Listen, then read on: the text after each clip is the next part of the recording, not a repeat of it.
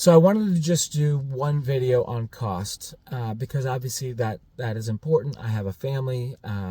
Many of you will have a family. I kind of alluded to this in a previous video, but I thought I would just shoot one on cost so that it wasn't kind of embedded in something else.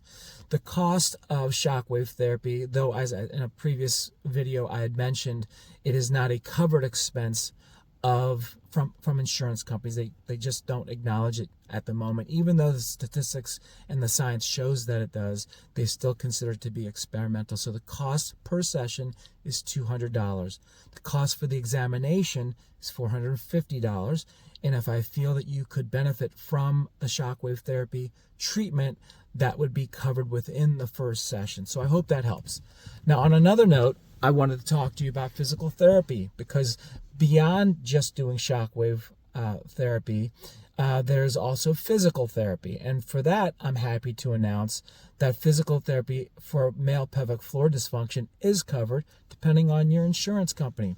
We're not in network for all insurances, and in those cases, if you do need physical therapy, we have a self-pay rate. That self-pay rate is $200. That would be in addition to the shockwave therapy treatment. So I want to be clear, because too many times over the last 30 years, I've found that money matters, and being clear and upfront at the beginning does not lead to any confusion or frustration or anger. So let me break that down for you. The examination, the full 1 hour examination, is $450. If I deem that it is effective for your particular condition, the first session would be included in the rate of $450. Every subsequent session after that is $200, and that's for just the shockwave therapy treatment. If you need formal physical therapy, and for many of my men they do, then we can do formal physical therapy. And for many of you, your insurance covers physical therapy.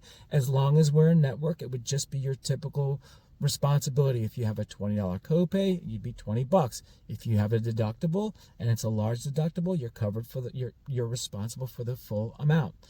If you don't have insurance that we're in network for, you'd be considered to be out of network, and that's a self-pay rate, and that's $200. So if you do the math, and if you're paying attention to the amount of the cost for the shockwave therapy, and then for physical therapy, it could be a minimum of $200, but it could be more depending on what your insurance is, and if I feel that formal physical therapy is indicated. I hope that helps. I just want to be clear. When it comes to money, I know it matters, and I just want to be transparent. Thank you. I hope that helps.